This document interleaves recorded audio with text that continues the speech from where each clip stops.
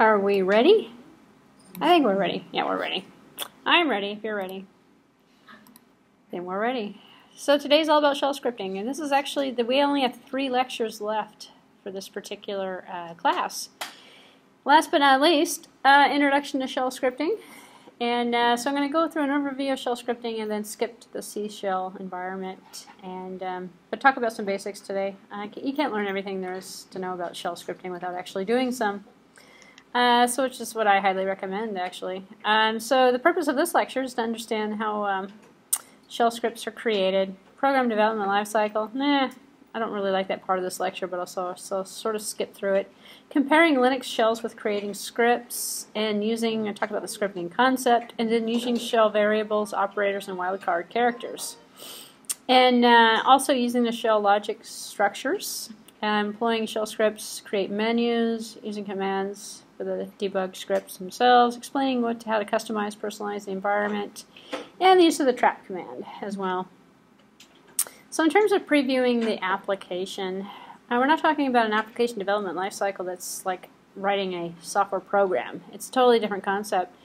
So we can customize the environment with a shell script. We can use scripts in general to set parameters, set usernames, home directories, all sorts of different things about the environment. So when people hear the word script, normally they hear of environment changes, they hear of configuration information.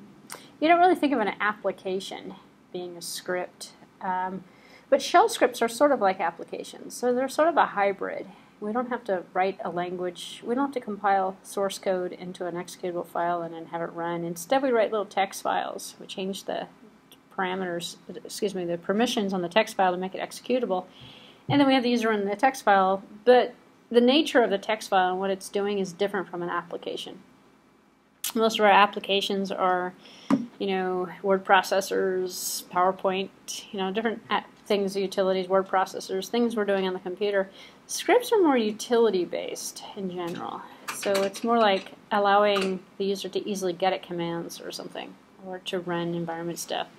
So we'll develop a simulated employee information system using a script, and this lecture goes through an example of how to do that. And gain some experience with shell variables, shell scripts, operators, and logical structures. A little bit of word on the program development lifecycle. First step is actually to create the program specifications. If you're taking the software engineering course, we've gone through this entire process over and over again. Second step might be to create the program design. The third step is develop the code, test it, debug it. Kind of looks like that in a lot of ways. We skip all this. So scripts in general, shell environments and shell scripts don't follow traditional software development life cycles or programming in general.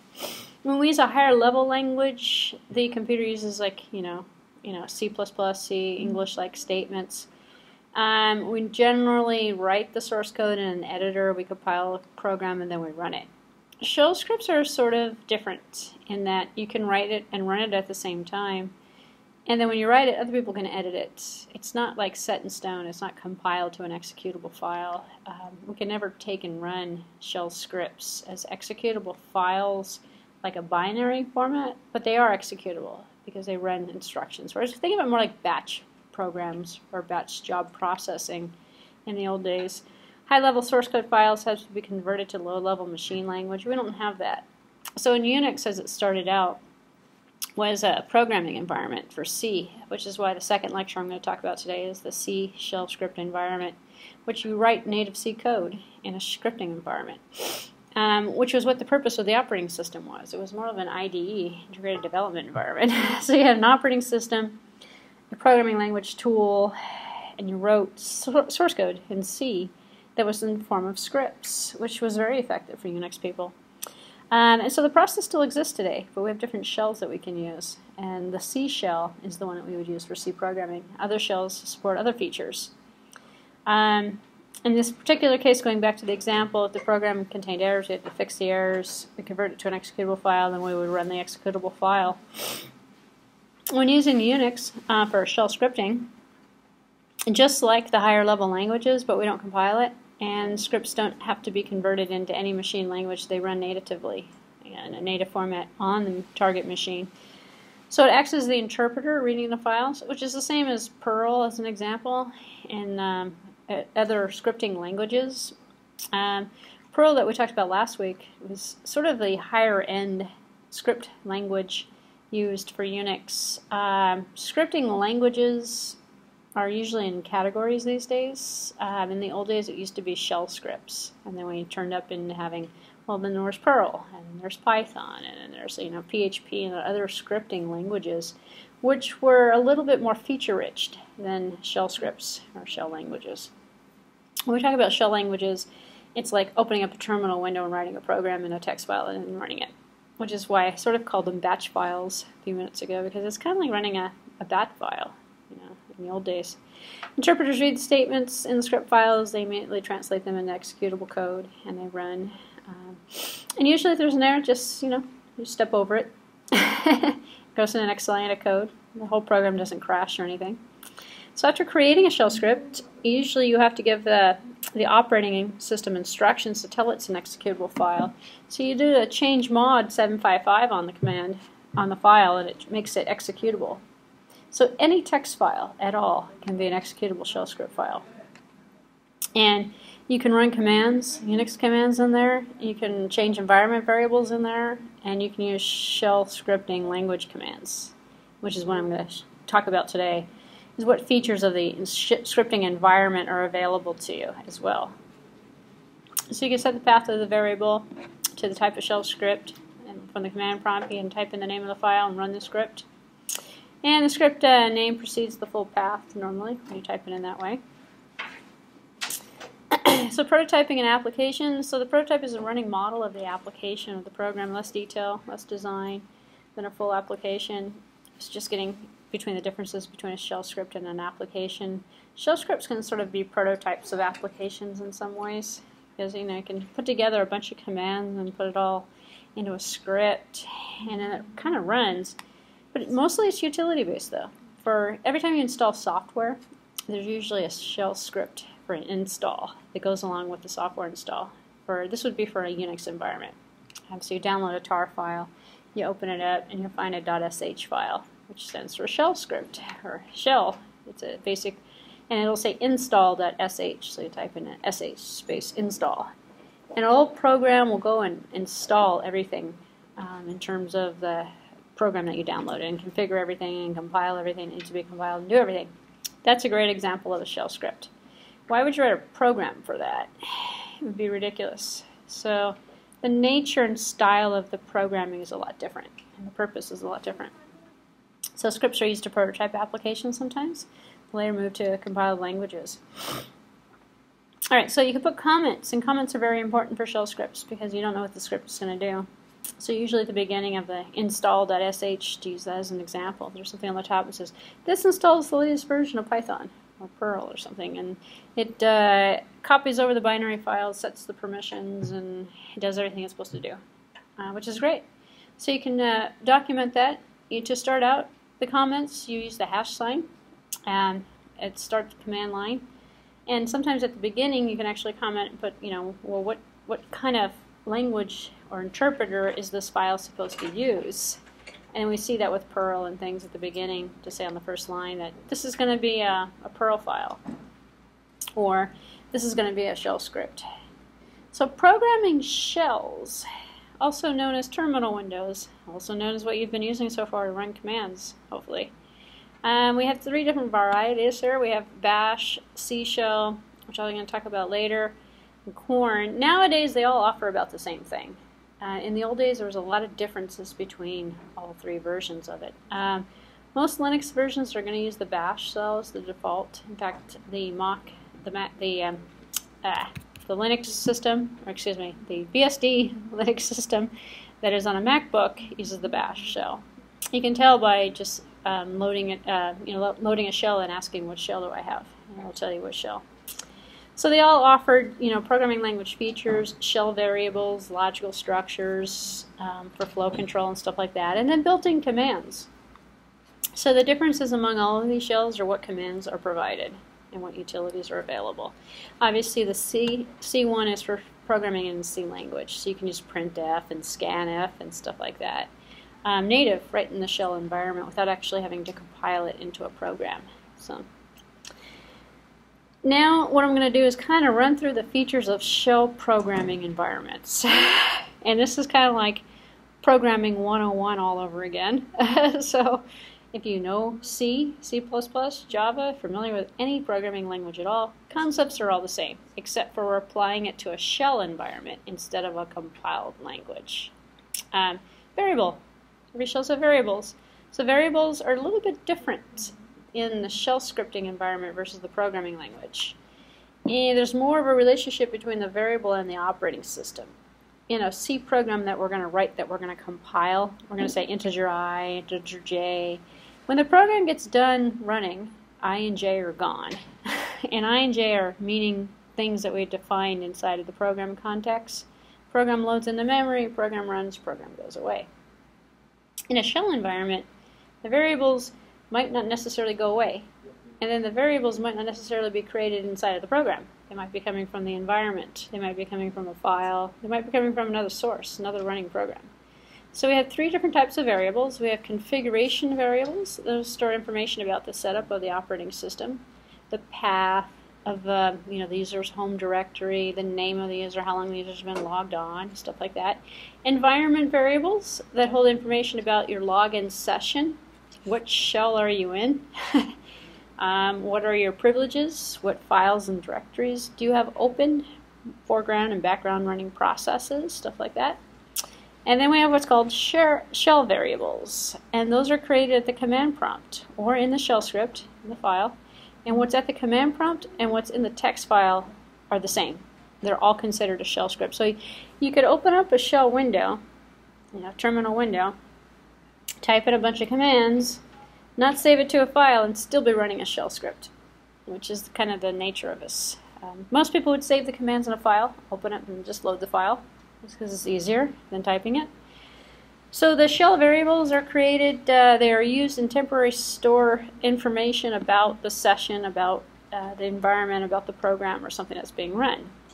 So in terms of the environment and the configuration variables, the environment variables can be used to set up and personalize your session. This is gonna trick me up today. So we've seen this command already, print environment. When we type in print environment, it's going to show us all of the variables, all of the current environment and configuration variables. That's what I'm talking about. Setting home, setting path, setting all of those different things. We can add to the whole list if we'd like. So here's an example. It's kind of hard to see it on the slide, but imagine we typed in print environment to see the list of variables, and now we have all of this stuff that's being populated to the screen. This is the display. This is going to be the home, the SSH ask password information. So we can view the list and we can use the list in our scripts. And we can add to the list, we can change the list. And here's some common ones we've seen so far, actually. The home is usually all in capital letters, and sometimes they have $signs next to them. Depends on how we want to display. It's nice to be able to differentiate between an environment variable and a variable that we've created, because then we can know one of them is going to stay around and one of them is going to go away when the session ends. And so these are just different ones, PPID, parent ID for processes, login names, stuff like that. Here's more. We can do mail, mail check, path, stuff like that. And there was an assignment that you guys did, or we're supposed to do a shell script that takes and mails out. So your mail has a mail client that's associated with it, and you can create a script that would essentially include a bunch of names and mix it in with a here document format, with a template that says, hello so-and-so, thanks for something, and then you send it out to everybody in your mailing list or whatever.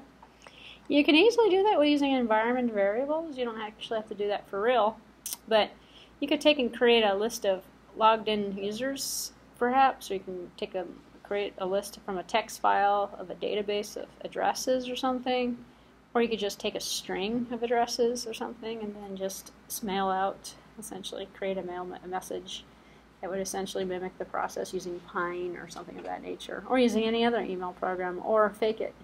Here's a pretend email program. So your script's not going to work and you're not necessarily going to be able to test it. But let's see, as the list goes on, we have a random, yields a random integer reply, terminal. All of the mail commands right here, we can send, we can receive email, we can do a bunch of different functionalities. And you're not going to ever know exactly which environment variables are set until you do print environment. And then you're also going to have to pick up a reference book for the version of Linux that you're working with to know exactly like the mail features and things of that nature. A lot of current builds are reducing the number of environment variables because some of the stuff is just never used. Like as an example, setting up Pine for email. Why no one uses Pine anymore? Pine's a text-based email client, but it's nice actually to be able to use Pine to send out an email from the command line prompt, especially from a script. So not everything in the Unix world is GUI based. There's a lot of command line arguments and stuff like that because we have to have the support for shell scripting out of the utilities. So that was kind of a brief look through the configuration of environment variables and configuration style variables. We also have ones that are called shell variables. Ooh, it's going to trip me up. Shell variables. So the variables that can be defined and manipulated for use inside of the command line, inside of the commands, inside of the shell or the session. So observe basic guidelines for handling and naming shell variables. We have basic guidelines would be, meaningful names, using names that aren't duplicates of regular built-in keywords and things of the system, like don't create a variable called ls or something. That might be a little confusing. We also have operators. So bash shell operators are in 4 different groups. And these would be operators for defining variables, evaluating, arithmetic, and then redirectional operators. We've seen redirectional, actually, and we've seen defining. We say, home directory equals something or other. Redirection of those arrows, going to the left and to the right to redirect input I/O.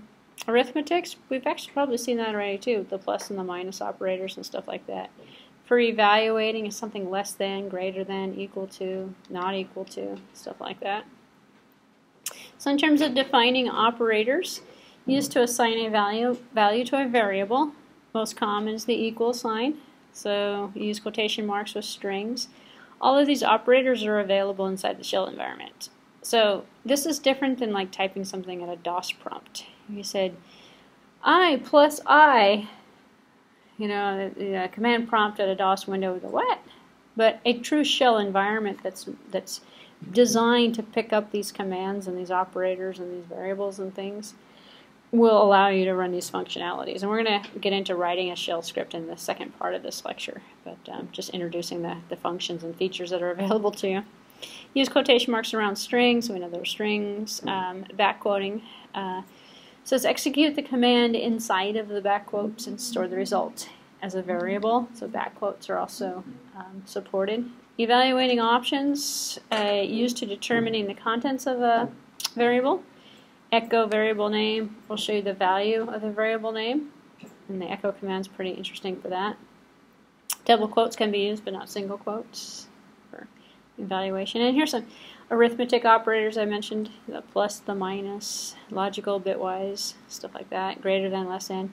And for the purposes of this course and for the final exam, if you're interested in knowing, you're not going to be asked, name 3 operators of the bash shell. Now, this is an orientation and introduction to the concept of shell scripting. You don't actually have to know any of these intricate details about what is supported or anything like that. And if you came in late, you should know that next week is our final exam review, not this week. So next week I'll be reviewing everything. Okay, so what do we have here? Arithmetic operators. Regular mathematical precedence rules apply in most cases. And to store arithmetic values in a variable, use the let command. So you can say let, in this example here, let x equals 6 plus 4 times 2. It's hard to read that. Actually, it's bigger on your screen than it is on mine. And then echo this variable. And we use the $sign to say it's a variable x. And here we have x over here. And this $sign here is our prompt. Just ignore that. We're not typing that in. This is an example of using the let to store variables. And so you might notice, already, it's like, where did this x come from? We don't have to say integer x. We didn't have to define the variable. We didn't have to declare it. We didn't have to initialize it. We didn't have to do anything. We just said let x equal something. Echo x. So we can open up, and this is just this is a command window like anything else. So this is a terminal prompt. So if you did this on your MacBook, you go to the terminal and say, let x is equal to. Actually, I think this is supported in Bash as well. These are standard Bash commands. Redirectional operators, that was this little arrow here. Redirectional operators overwrite existing files. .o no clobber option in the set command will prevent overwriting from happening. Don't clobber it. Don't overwrite it. And so we can open it up and say, well, no, let x is equal to this, and copy it to this file. Okay. Run this command, copy it to that file, read from this file, do that. So the redirectional gives you file I/O, it gives you screen I/O, it gives you terminal I/O, it gives you everything, which is kind of powerful if you think about it. So exporting shell variables to the environment as well. So shell scripts cannot automatically access variables created and assigned on the command line or by other scripts, but you can export them. So you make variables global in your environment by typing in the export command. What does that mean? Well, you can actually create an environment, export it in your terminal window, have another user log into their window, and available. Makes it global instead of local scope in terms of that shell script window. And you can also do what's called modifying the path, because path variables themselves are variables that control the shell. So we'll look for shell scripts. So it's kind of the path is a global concept as well. You can add something to the path, put a directory in the path, store some files there, load the files up. The files are going to set the global variables or something if you wanted to do it that way. So you can add directories to the path, special directories for the scripts, current directory for working directory, stuff like that. So you can set the scope yourself. And then we have wildcard characters as well. So shell scripts can often use wildcard characters because what are we doing? We're searching, sorting, finding, or writing utilities to do something either with the file system, with directories, I don't know, with finding, installing. And an install script is doing a lot of this actually. It's, unpacking stuff, compiling stuff, setting the environment variables and stuff like that. So wildcard characters are called glob characters and are part of the glob patterns. And so glob patterns are intended to match file names and words. We have the question mark that matches one character, the asterisk that matches 0 or more characters. It's like the star. And the characters themselves are defined by classes of characters. So the glob pattern matches any character in the class. And the next lecture actually has some examples of each one of these things as well. But know that you don't actually have to write outside of that mail program. You can do that any way you want. You don't have to write any of these and use any of these commands for that either. So, shell logical structures. So beyond characters, variables is what I meant to say. We have control, flow control, characters and I just keep wanting to say characters, looping structures, multiple select, single select. We have sequential logic, decision logic, looping logic, case logic. That all applies. Same concept as in other programming languages. So sequential logic, commands that are executed in an order in which they appear in the script file. So the script file is not object-oriented. It's line by line. So line number 1 goes, line number 2 goes, line number 3 goes. So the script is going to execute until it finds an error, and then it finds an error, it's going to continue going. It doesn't stop on an error, it just continues going sequentially. Only break in the sequence comes when a branch of instruction changes the flow. And so we can redirect to another location in the script, to another program, to another file, which is how we're controlling the flow control.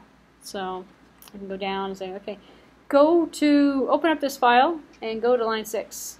We've just changed the flow. Now we're over in this file on line 6. So we can jump around between different files and stuff. Used for simple, straightforward commands and sequences. Hardly anyone will going to have too much jumping between files. It's a little bit difficult to figure out, especially when you go back and start mapping it, flowcharting it out. You know, what in the world is this install program doing?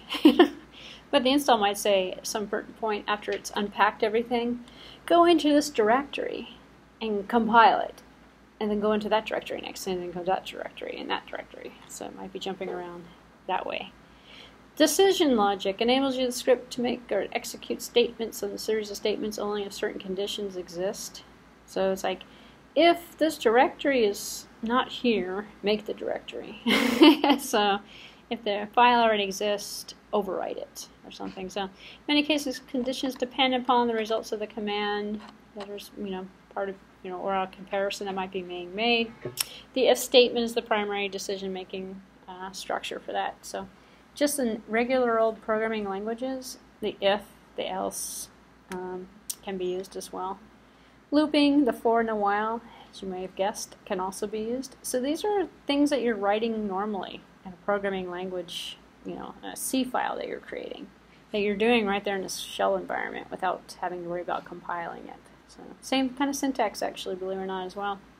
Which you can imagine probably why the C shell is popular. If you already know how to program in C, then you know how to program in the C shell. The scripting is the same. You're just, not, instead of executing hello world by an executable command, you're just running the files. You're running the lines of code without a compilation process. Two main looping mechanisms: the for loops cycle through a range of values until the last set of the values is reached. The while loop goes until a particular condition exists. And here's an example. Hard to see it, but we have for hobbies in tennis, swimming, movies, and travel. And this is hobbies, and the for loop is going to repeat for these particular items. Do echo my hobbies. So if it's tennis, swimming, or travel, it's going to print out tennis, swimming, movies, travel. It didn't. Yeah, there we go. It prints it to the screen. My hobbies is a text file. So if in there, tennis, swimming, movies, and travel. So you don't have to worry about the syntax of this, but the power of it. We're using a for loop and we're using do. So we're saying for hobbies for this input file, and this is a text file. So using the for loop on the command line allows you to go through a set of values. Different than saying for I is equal to 1, I is less than 5, I plus plus, and then iterate through. This is kind of more Pascal-y looking. Not supported in the C shell, by the way. These are bash shell commands, not part of C. There's no such thing as the structure in C. This would be like the for each, or the for in like a Pascal type of environment or something. And then the do, and then the echo, and then it comes back and says, done. I went through this file, I found swimming, tennis, movies, and travel, and I printed them to the screen. So the program control structure can be entered from the command line, just as we saw there. We put it in from the command line. And so you can probably see, well, if we can do that and we're in the bash shell, then we can just run commands. We don't actually have to save this. We could just have this text file and we're looking for something and go, oh, for my hobbies, in this file. In tennis, swimming, do print those to the screen. And yeah, we have that. We have those items there. So you can search through a file and find something. It might be search results, might be, find, within this particular file that contains all the search results that we got, find tennis, swimming, and something or other. And say, oh, it's in there. Then you know something is in that file. And then you can say, well, those search results contain hits for that. So program, in terms of looping, to continue the concept, determines, can be given at a command line. Wildcard characters can be used as well in the loop, for everything. The loop is set up to test repeatedly on a matching condition, hopefully. And then loop is used to when the code must repeatedly execute undetermined number of times. So the same reason why we want to use a do and a while in a regular program. Well, we don't know necessarily how many times we're going to need to go through that, how many lines there are in that file or anything. And then we have the case logic, which is very similar to the case logic in C or C++. Case logic simplifies the selection for a list of choices. So it allows the script to perform one of many different actions depending upon the value of the variable. So it's like the switch, this character, case number 1, it's equal to A. Case number 2, it's equal to 2. 2 semicolons terminates the action taken after the case has been tested. So there's no break. Instead, we have 2 semicolons. It says, return it. So the syntax is a little different.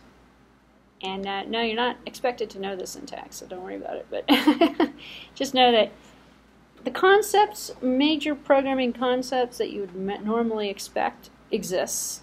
Syntax slightly different. In most cases, it's kept as logical-wise as close to the underlying programming language as possible. So we can use the shell script to create a menu, and when we do that, we can have a selectable menu items that we can just press a number 1, 2, 3. Now we're talking about creating an application almost. People used to do this before Windows and a DOS prompt. You could create a batch file that said, put up a list, and then when the user presses 1, run Word. And when the user presses 2, run this other program.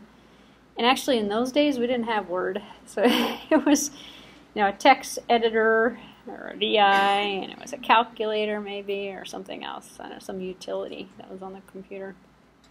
Actually, it's kind of amazing what Windows has done. When you think about it. The level of applications that we have and what we use the computer for these days. Pretty sophisticated compared to the old days.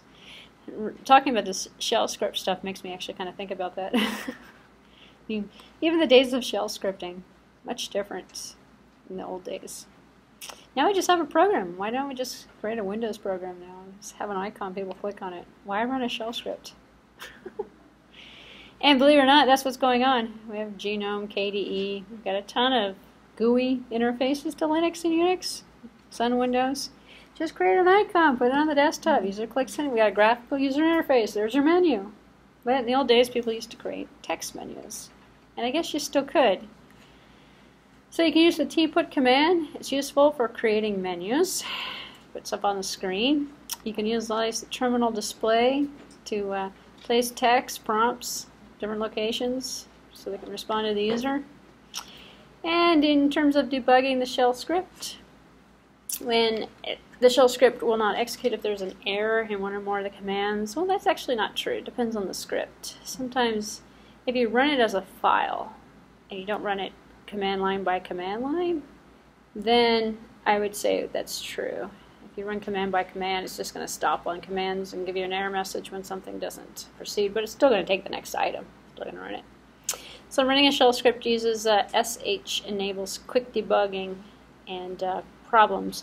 So when you're in a shell environment, to type a command and then press return is different than opening up a file and running the file, which is different than changing the command access mode using a change mod on the file, making it executable and running it with sh space the name of the file.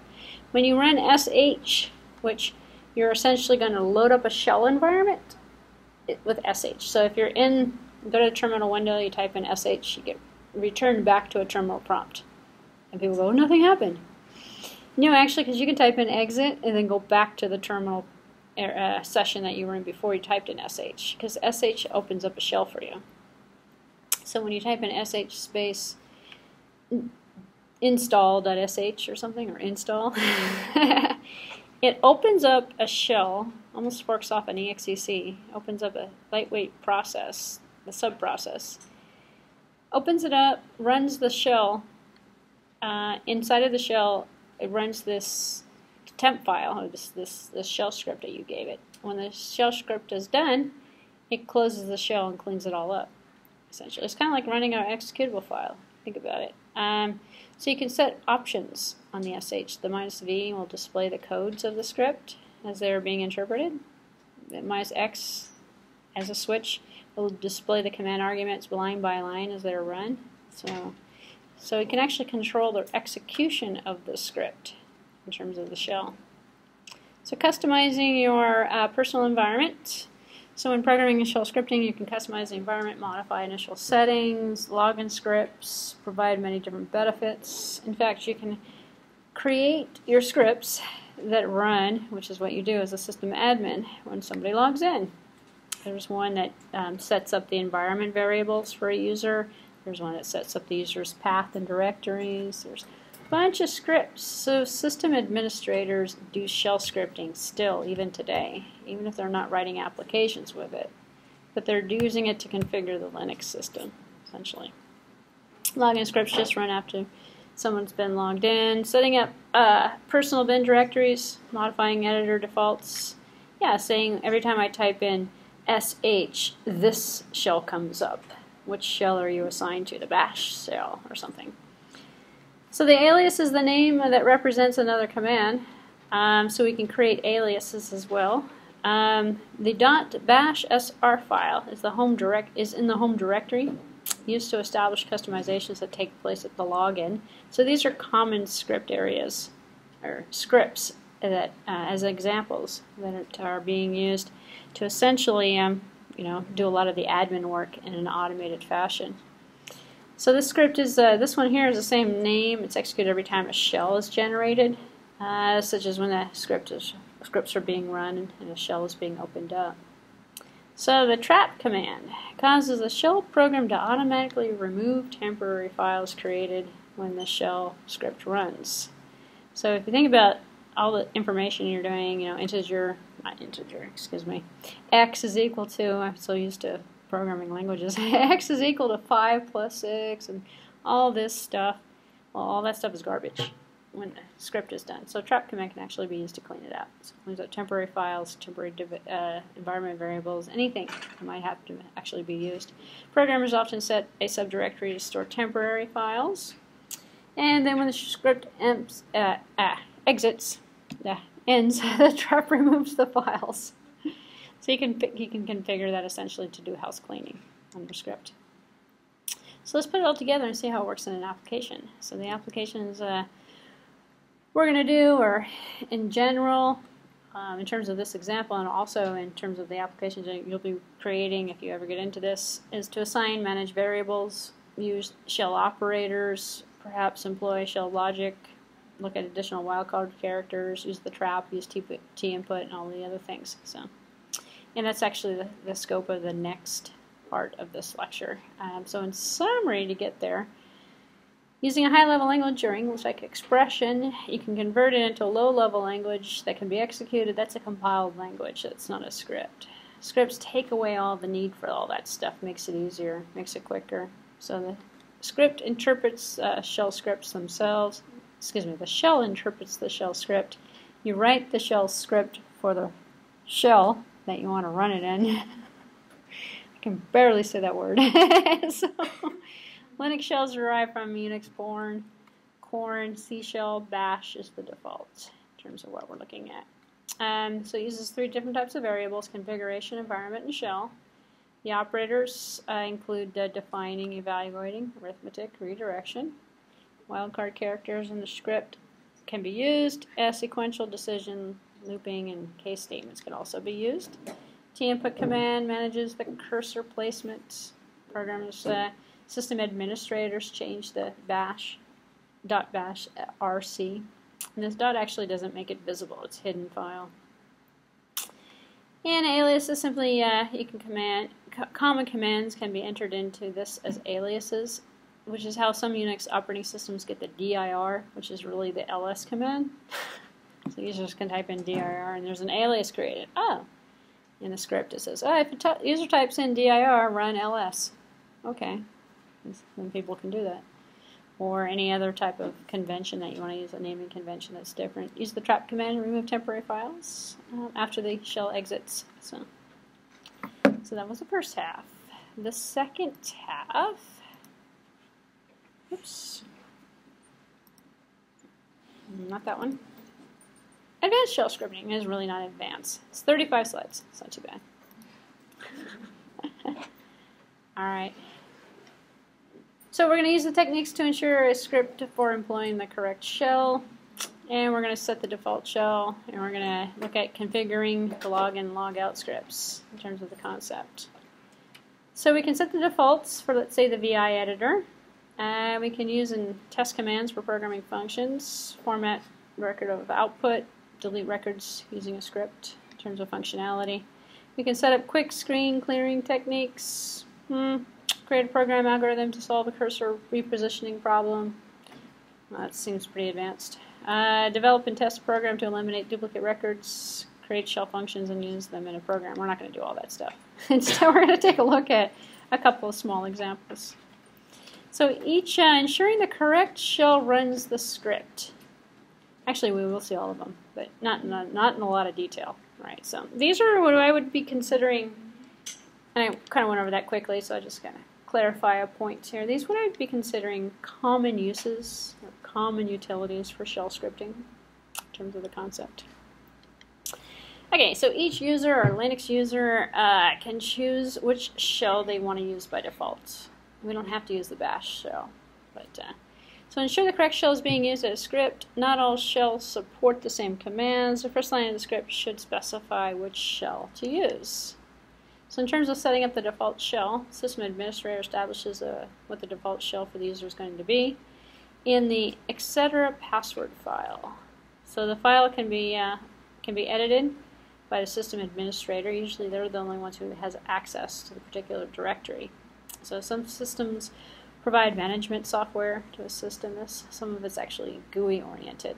But essentially, if you're going to change somebody's default shell, you would open up this file, edit it, and change the shell name, essentially.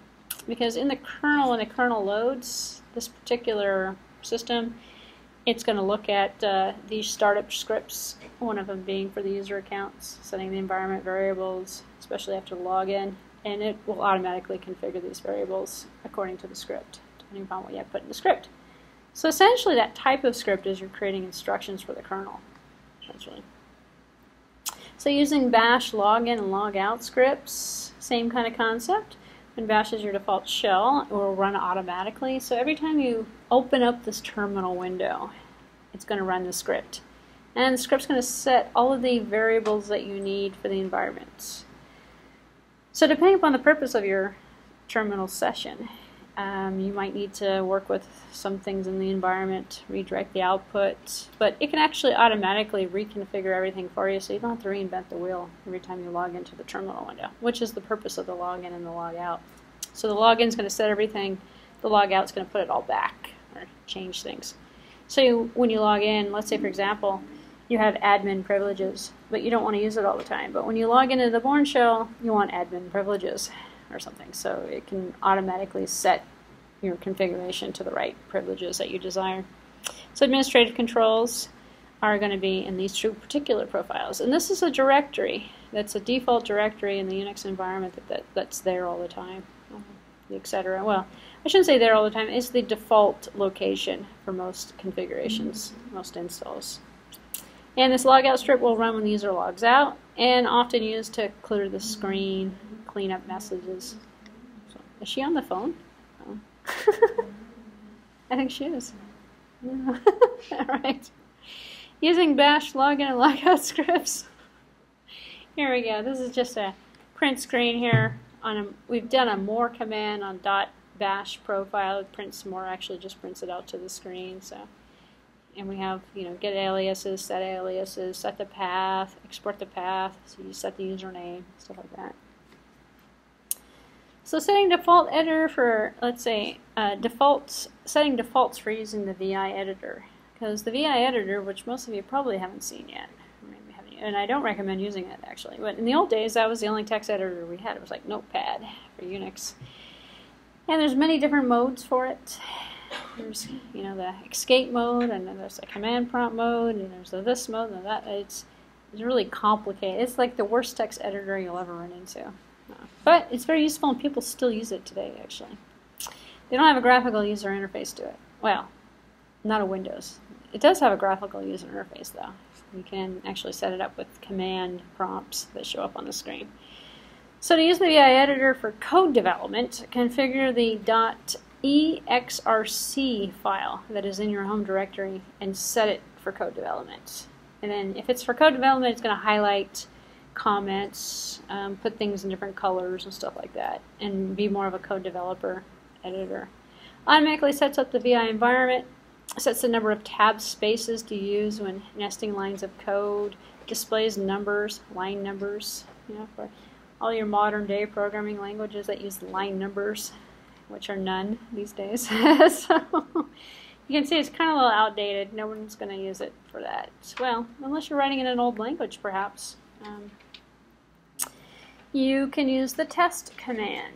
as a system administrator, you've decided you're going to, write a script that's going to test stuff out. Is that the attendance that's going around? Oh, okay, good. Perfect, because the TA's gone. So I didn't know. Good, you guys made up your own attendance list. That's perfect. So some uses of the test command might be perform relational tests with integers, perhaps testing strings, make sure the length of the string, the contents of the string, determining if a file or directory exists, and also to perform some Boolean tests. So performing relational integer tests with the test command. So the test command returns an exit status that indicates either a 0 or a 1 for a true or a false. And we can use, and you can type in the word test space, and then, is it equal to, greater than, is I greater than 5, is this variable equal to that variable? So is the person who's logged in the person who is supposed to be logged in? So in terms of performing a relational integer test with the test command, where the value is equal to 17 test, and we use the $sign to say it's a variable value, is it equal to 17? And then echo, and it comes back as 1 or 0, yes or no. Test to see if it's equal to something. So it allows you to do some sort of comparison in terms of evaluation. And the key word is test, and you type in the word test to see if some condition exists. So performing string tests with test command. This whole lecture is a play on words.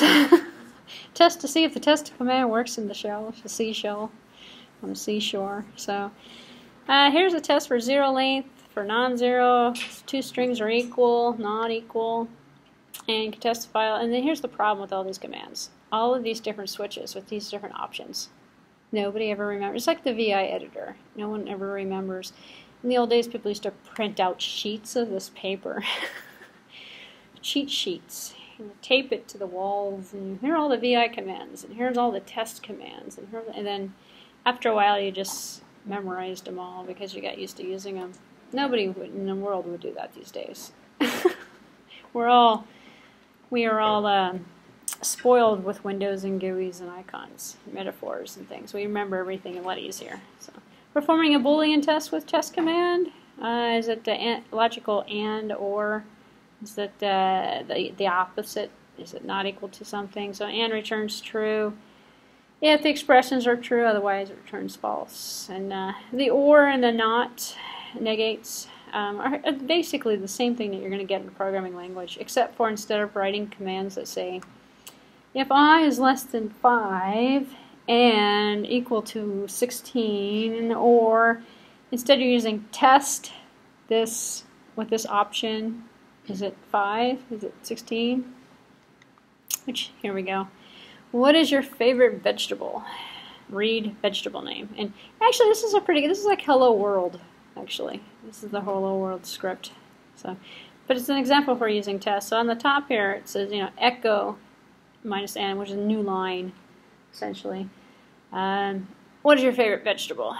Read in vegetable _ name. So we're going to take read, means take the standard input, copy it to vegetable and say if, and then we have here test, and we're using $sign because we want to know it's vegetable name is equal to broccoli. Then echo broccoli is a healthy choice.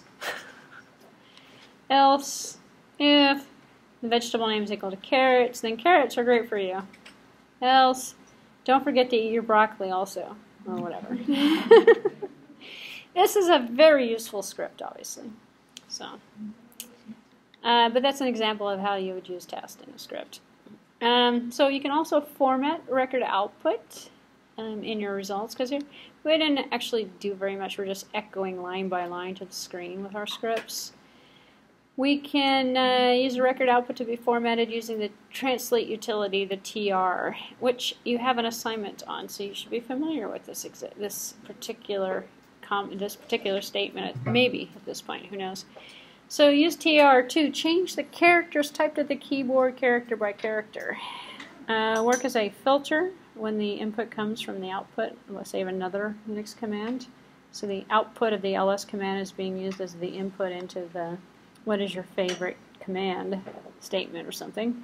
So you can use TR to translate it. Redirect the output from the input to come in from a file rather than from the keyboard, perhaps. Here's an example of the TR. So TR was used to change the lowercase characters to uppercase, so replace the colon characters with spaces. And so, anyway, I'm not going to go through that, but it was formatted contents from a corp phone list file. So there's a file that had a phone list on it that had all these commands on there, essentially. Or excuse me, had all this information that was translated with the TR command. So deleting phone records as an example, we can use sed. Here's an example of the sed command, and if you haven't seen any of the assignments yet, you're going to have one that uses this as well in one of the assignments. Takes the contents of an input file and applies specific actions to the file's content. So it sends results to a standard output. So the -d command of sed can be used to delete matching records from the outputs. Here's an example of the sed command behind the delete option. So here's our major, highly advanced menu that we've created. We can do this easily by just printing it to this echoing, using the echo command to put the stuff to the screen. And then on the bottom it says delete phone record, blah blah blah, accept or reject. That brings back some memories, actually. That's about as old as Linux itself. Way before. We remember anyone actually use command line menus before Windows? Or did you guys grow up on Windows? Grew up on Windows. There's hardly very many people that have actually used a command line ever. That's why you take Unix class. So you can see what the command line looks like. Here's deleting the phone records. So the record is no longer in the file. After it gets deleted. So you just use the sed command to delete it, essentially. We can clear the screen. Highly advanced concept. C-L-E-A-R. Typed, or CLS. You type that in, it clears the screen. The clear command is useful for clearing the screen. Why? Because when we get this stuff, we might want to clear the screen. The screen's all cluttered. Anyway, so it stores the output of the cleared command in a variable, and then you can echo the contents of the variable on the screen if you want. Or about every 10 times faster than the actual command, since the system doesn't have to relocate execute the clear command again and again. So you can say clear is equal to clear, export clear, and then echo clear. Here's an example of the export command actually as well. When I said export, makes it available everywhere, brings it into the global environment space. So now we have created a command called clear, and it equals clear. So now we go echo clear. And the commands are case sensitive, actually. So, which is why we created a capital clear instead of a lowercase clear. Which, you know, unless you're used to it, causes some confusion to some people. So, creating an algorithm to place the cursor. And I use algorithm very loosely in this particular example, because it really isn't that much of an algorithm. So to correct the data that's entered in from the previous data on the screen here, where we might have the data, we want to make sure the cursor's right here. We can put the cursor up here, right here, right here. We can move the cursor around, actually. We don't have to, but the cursor doesn't always have to be at the bottom of the screen. If the user enters in a minus and hits enter, the cursor is repositioned to the start of the previous field. So move the cursor up and down with the arrow keys to accomplish this. The first step is to create a program algorithm. And the algorithm is a sequence of commands or instructions that produce the desired results. So good practice for creating the algorithm is develop both the logic shown in the flowchart and also the conditions. So basically you're taking and mapping commands to keys on the keyboard. So here's our example of creating a program algorithm here. Incorrect information has been entered by the user. So the user is going to arrow up. And by adding a new telephone number to the phone list, he's going to be able to arrow up. And the cursor is going to move up. It's not actually that hard at all. And you would never, ever need to do this in a Windows-based program. You don't work with a cursor, you work with a mouse instead. It's what they call the mouse cursor. So this is the keyboard cursor. So the algorithm has encountered a minus sign, so it moves up to the cursor of the previous field. So you're using keys, you're typing in keys that are basically going up and down like minus and plus. essentially navigate through. Protecting against entering in duplicate data. So invalid input is necessary because users don't always enter in the right data. They might put something, validating. Input validation is needed because users don't enter in the correct data all the time. So programs should always check to ensure that the users enter in acceptable information before continuing. So to protect against entering in bad data or duplicate data in this particular application, there would be a flow chart that would go through, and this is real primitive again. They would say, is this a character? Is this a number? Is the user already in the database? Basically doing flow control on, error checking through a flow control mechanism. So the phone add program now does input validation. So on the bottom it says the number has already been assigned to some such and such. So this is an address book with telephone numbers and names. So now it's saying, hey, this person's already assigned.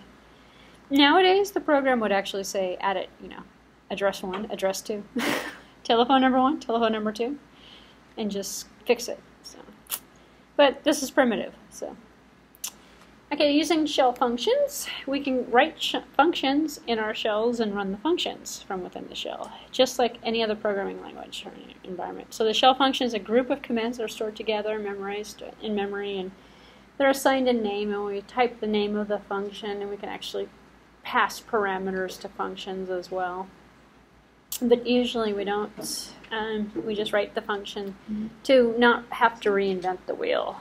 It's kind of like a copy command. If you think about it, sort of like a function. Copy takes 2 files, copies the first one to the second one. And what happens in the function is just the algorithm for copying it. So, shell scripts can use function names to execute the commands. So the shell functions isolate the reusable code sections. So no need to duplicate the same algorithm throughout the program. So defining a function from the command line, you enter in the function from the command line, you enter in the name of the function, the internal code in the brackets. So just like you would type it in C. So the shell will prompt you with this kind of a symbol for the next line until you hit the end of the closing bracket. So algorithms are positioned positional arguments are number 1 through 9, or 10, or whatever, as you enter them in. So creating a function inside of a shell script, create the function inside a shell script that supports the code that's going to be reused inside of the script. And the functions can be automatically loaded and defined upon the login. So you can actually put the functions in the login script and then use the functions. So you're really writing your own commands that are shell scripts, essentially, that are running inside of the shells, but they're functions you're calling. One of them might be backup. Because you don't want to reinvent the wheel every time you want to run a backup at the end of the night. So you you create a function called backup, restore, clear all, print, get rid of this user, reboot the system. I know actually those are built-in commands, reboot system, but you could create a function that checked first to see if you really wanted to reboot it first, or did something to it, or the backup is actually kind of useful as well. So let me give you some summary information on this. Use the first line in the script to tell the operating system which shell to use for the script. So that's how I was mentioning in the Perl example last week. We used the first line to say this is a Perl program. So now we're going to say, hey, use this in a bash or a corn or a C shell. The test command validates the existence of the directories of files, compares numbers with string values. Sed reads the file as its input and outputs the file modification contents. Translate the TR can change the characters typed in at the keyboard, filter the input and the output. And to speed the clearing of the screen, you can assign the output of the clear command to the shell variable clear if you wanted to. And an algorithm is basically a sequence of instructions that you create, nothing more than a subscript, I guess, of a script. And the functions can isolate as program code to be reused multiple different times with multiple different programs, actually. You can write a function, put it in the environment, have the login loaded up, and then run the function from all of your scripts if you wanted to. So, I felt like I rushed through that one, but this was the advanced, well, probably because it's so rudimentary. This was lecture number 6B and 6C, actually, that I just went through. And this one, I believe, is number 7, and it is number 7.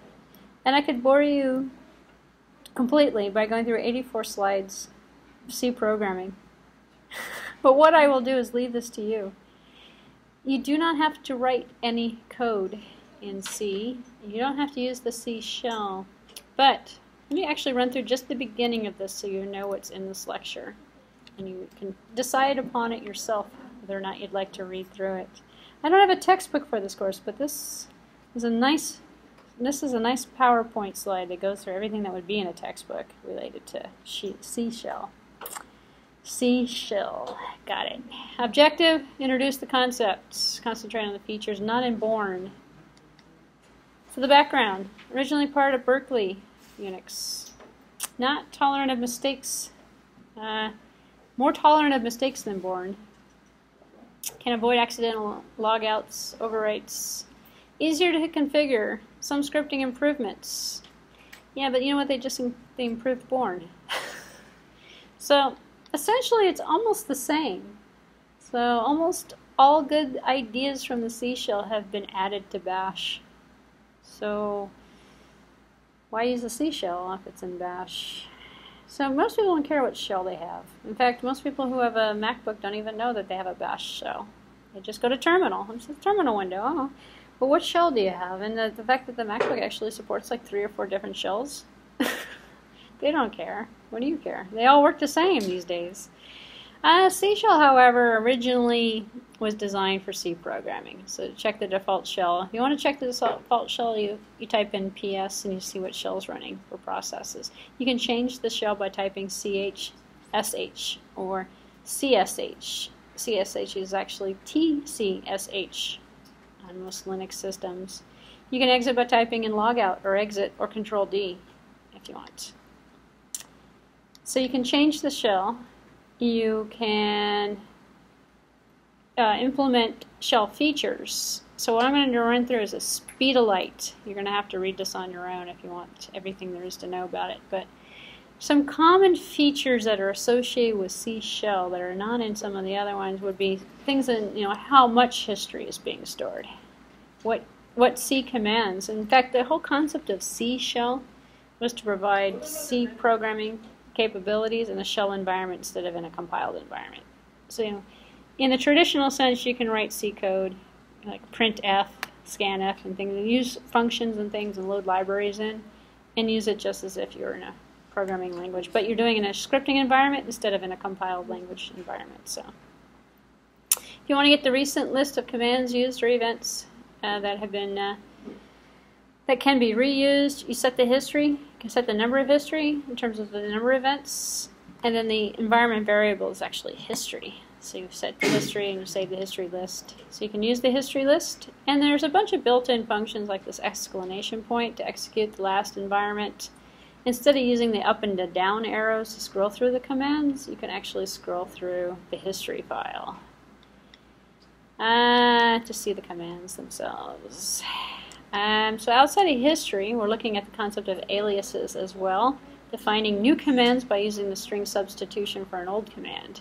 So an alias is a new command, and then the other command. So alias LL instead of LS, which is going to be LS minus LG. So what we've done here is created an LL command that is this here. So instead of having to type in ls space minus l, we just recreate it. So it supports history, supports aliases, some more examples. Substitution, so we can create a variable and substitute a value in with like 5 different values that are substituted into all one command. So the first argument is a new command, all of the arguments of the new command. So we can use essentially a list. Substituted variables, checking for the aliases, the bash alias. And so the concept of job control, in fact this is where the concept of jobs came from, and how you can type in PS for processes or jobs to get the list of jobs. And then the jobs command actually gives you more features than PS because it's more for jobs control versus processes. So each background job has a process ID and a job number associated with it. So here's an example here where we can type in and see what jobs are running, actually, which are going to be our process numbers. Stop jobs, suspend jobs, move a job from the foreground to the background. This is FG is the command for that. Killing or stopping. State changes as well. So it prints out messages at the next prompt when the state of the job has changed, or using the notify to make the shell report change immediately, which means don't wait until the screen has refreshed, but just do it now. Notify immediately. Home directory short forms for the home directory, shortcut keys that can be used, file name completion that can be used. Control D for help in the environment. The directory stacks, loading things in for traversing through directory structures, storing a list of directories you're going to use on the stack, and then switching through the directories referred to on the stack by going up and down the level. So you can use it for easier access. And if you're starting to get the impression that a lot of this stuff is meant for convenience. So, in fact, a lot of shell environment variables, a lot of shell features are meant to make the command line experience more convenient and more user-friendly. Imagine, if you were to take desktops and compare them across the board, colorful icons, the start menu, all of the different features, of the operating system to give you that aesthetically appealing yet functional environment. Well, each one of the shells and their features is doing the same thing as for command line. How long is the history? Can you do a history? Do you have job control? Do you have this? Do you have that? These are all like different features of the shell that make one vary over another. So you can change the directories. You can pop a directory off the stack, push one on the stack. And what you're doing is just keeping track of a list of directories that you're traversing through. We can use variables. There are 4 different types of variables that are supported. And this would be in the C shell environment. Strings, numeric, shell variables, special forms of other variables. And the $ is used in here, same as we saw before. And this is pretty standard, actually. We can set.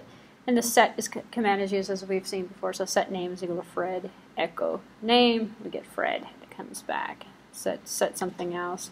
Set environment we've seen so far as well in the previous overview I gave you. So set environment, actually print environment. Print environment we saw that prints out the environment contents. Set environment allows you to set name to Fred, and then in there now we have added Fred, and we've added the concept of the variable name, that's equal to Fred in our print environment. So we use set environment and print environment for opposite reasons. Arrays and strings, we can use set colors, red, green, orange, blue. Syntax is different. Concepts are pretty the same among all different programming languages. So it supports array uses. Brackets, numerical values, obviously, for numbers. It doesn't get into, floats, doubles, things of that nature. It just has numbers. Numbers or characters or strings, as the contrary. And supports most operators, operator use. And erases numeric variables. And we have shell equivalents. So the Bourne shell only has string variables. It uses an expression to switch string variables into numbers, which is actually kind of consistent among a lot of different other environments, scripting languages like Python or as an example, everything is treated, or Prolog, everything is treated like a string, and then you have, or JavaScript, you have to parse it to an integer, parse it to a float or something, which is the same concept essentially in this particular environment. Different user variables that might be created in terms of the special forms. The number of elements in a variable. We use the number symbol to say, give me the number of elements in a variable. Or the question mark returns 1 if the variable is declared. If not, do we have a variable? Does it exist? Does it not exist? So here's some example. Set the days, Monday, Tuesday, Wednesday, Thursday, Friday. Echo the number of days, 5. Does days exist? Yes. We just created it right here. So yes, it does exist. And then unset it, removes it out of memory, actually. Echo, does it exist? No, it doesn't exist anymore. We unset it.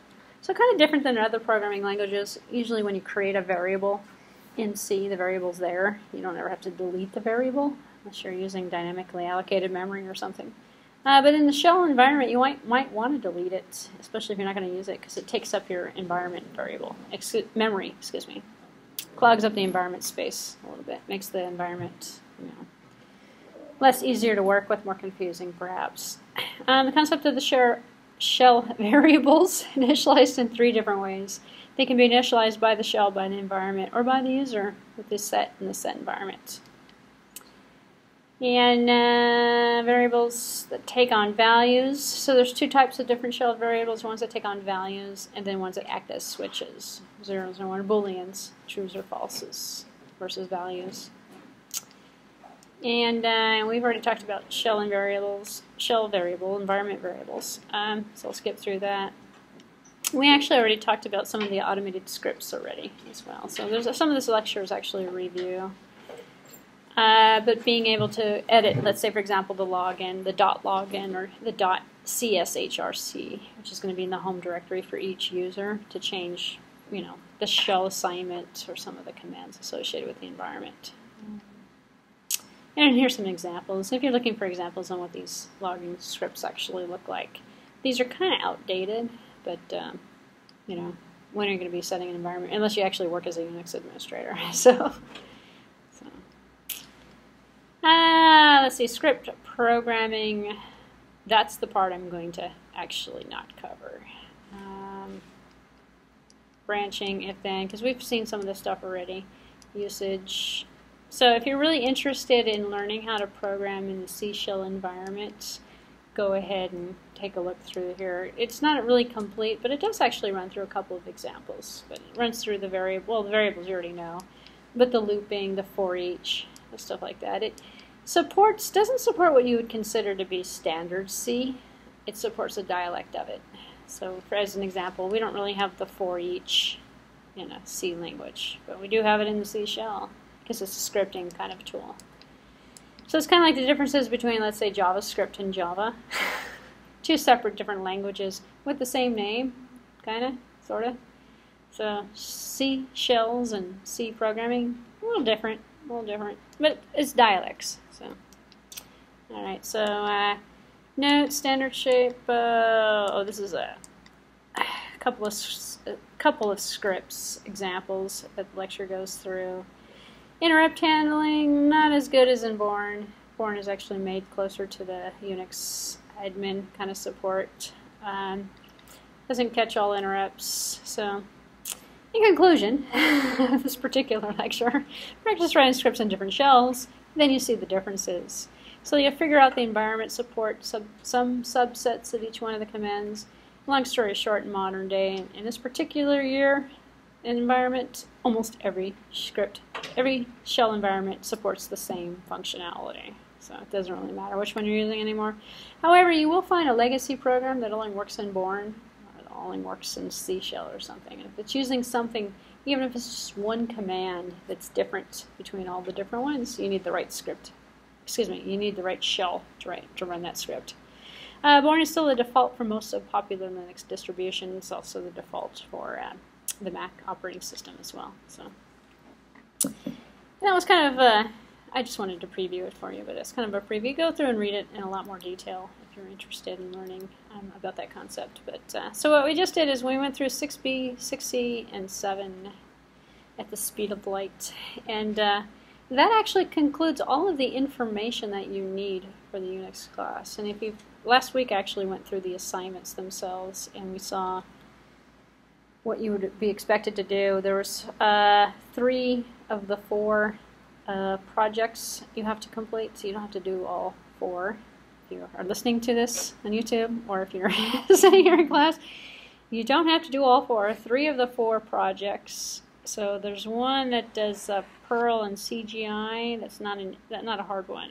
That's pretty easy. So do that one. I think there's also a shell one. That might be the hardest one, actually. There's a couple of other kind of easier ones as well. They're not too bad. I think the assignments, there's 6 of them, and you have to do all of them, except for there are a bunch of commands.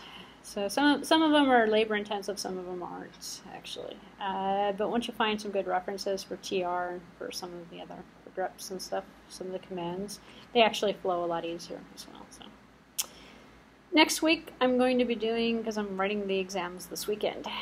So next week I'm going to have the final exam review and tell you exactly what you need to know. I can tell you off the top of my head, you're not going to have to write any commands. So which is good. I'm not going to drill you on using the TR command, this command or that command. Instead, it's going to be on Unix concepts and probably multiple choice. That's what I'm thinking. Questions? Comments? Concerns? No, okay. And then we're done for today, actually. So next week we'll have final exam review.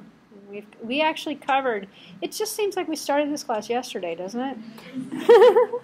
This semester, this whole term. You know why? It's because we missed so many Mondays with holidays. So, but no, we're done. We've actually covered everything we needed to cover. So, all right, bye-bye. I'll stop talking. See you next week.